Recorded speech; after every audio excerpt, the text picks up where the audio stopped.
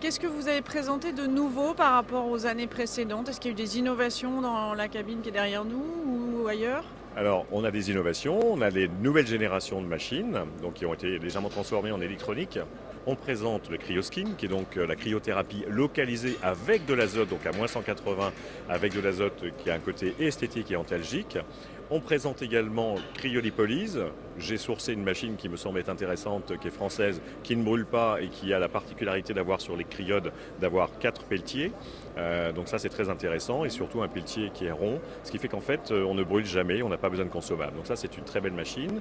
Et puis je présente en exclusivité une nouvelle machine et une nouvelle technique de cryothérapie corps entier, puisque nous avons la possibilité dans cette machine de faire un peu comme dans une machine électrique, c'est-à-dire on refroidit l'air ambiant avec de l'azote, mais il n'y a aucun contact avec l'azote. Cet air ambiant, lorsque vous êtes à l'intérieur, la machine est entièrement fermée, donc votre corps est dans son entier dans la cabine. Et là, on descend aux alentours de moins 120.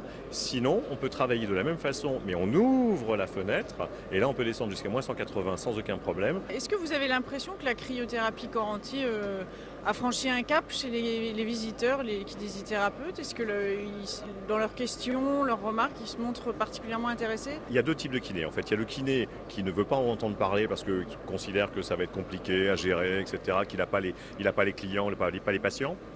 Et vous avez celui qui est complètement dynamique, qui arrive et qui a compris, qui travaille avec des sportifs ou non, parce que ça n'est pas que sportif la cryothérapie. Il faut bien comprendre que c'est multipathologie.